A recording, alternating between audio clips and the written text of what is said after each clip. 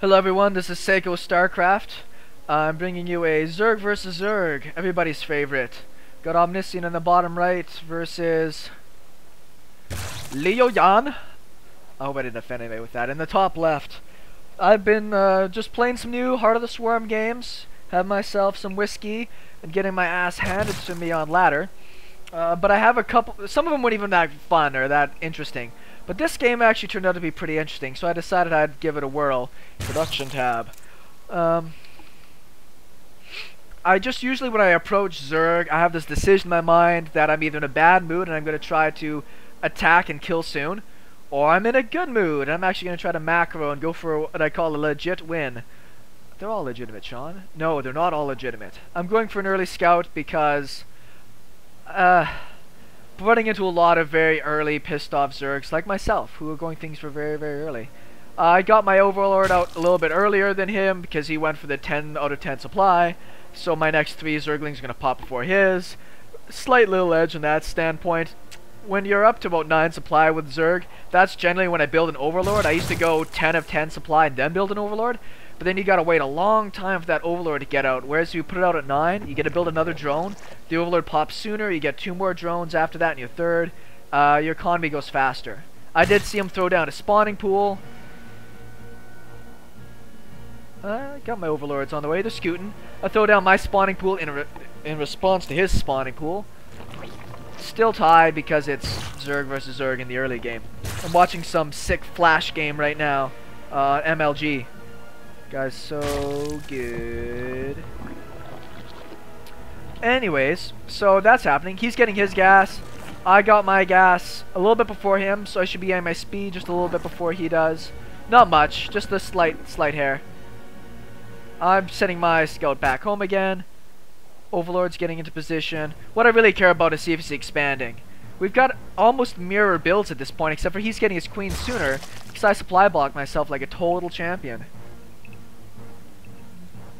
And a couple of lings just to kind of scout what was going on. He's going for his hatch. So I gotta say, his build is much more polished. That's the build I usually go if I don't screw up.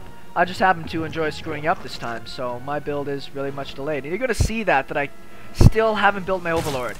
There's Larva there. No Overlord. If we look at the units tab, he is about to get ahead in workers and have a queen up.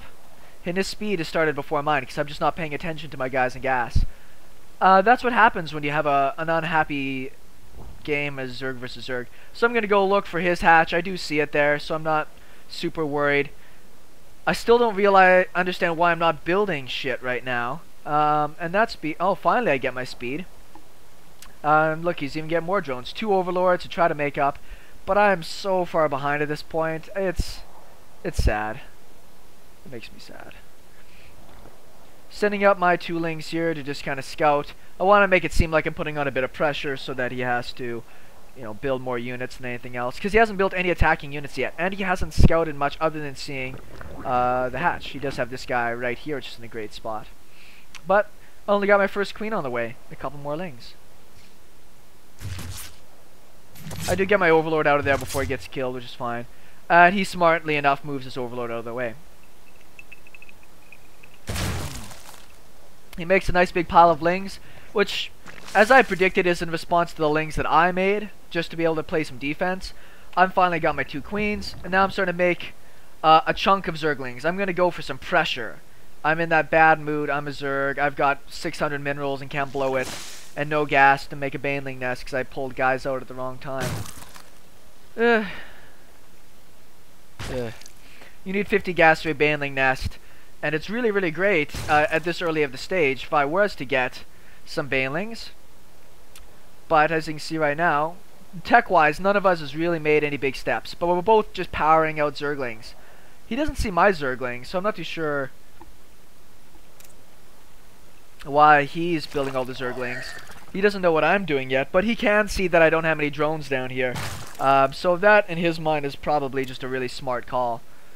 Does he have his Overlords? He does. He saw all my lings coming down, so he pulled, and I did see all of his lings, so I decided not to attack that. What's our ling count anyways? It's pretty even, and with a queen there, I wouldn't have been able to beat it. He's building 6 more drones after this. I've got 1,000 minerals and no gas.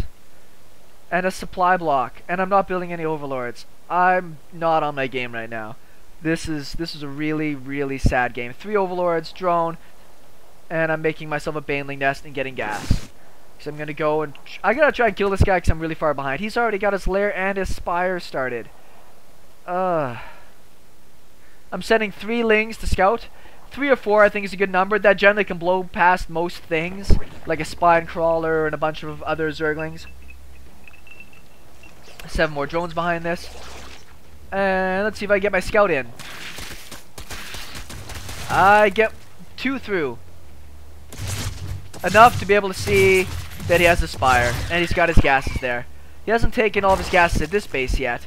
But anyways, that's what he's doing. So I'm going to build a pile of links and I'm going to try and hit a timing. Because I'm sure he's going to be saving up minerals for a really impressive push. So another 16 zerglings about to pop. Trying to keep up on my injects. Inject. I do see that queen there, and I'm going to throw a little bit of a beating on him, though I don't think it's going to do much. There go the lings. I'm building another pile of lings behind this. He does see this coming, obviously. But his spire's about to finish, so let's see what his response is. He's saving up all of his money for mutas. He's making 7 mutas. I'm going to go for banelings because I know that he's got a pile of lings. I'm going to hope to hit some really sweet timing to catch all of those zerglings. We'll see what happens. And out goes a spine crawler, sorry, an evolution chamber, which is good. Lings going around back and lings at the ramp. So here we come. I'm going to start with the lings, which might not be a good idea if he's got his own banelings, so I'm moving cautiously with my banelings. Send these guys in. I'm going to send some banelings this way, and the rest I'm going to send up the ramp. Bang!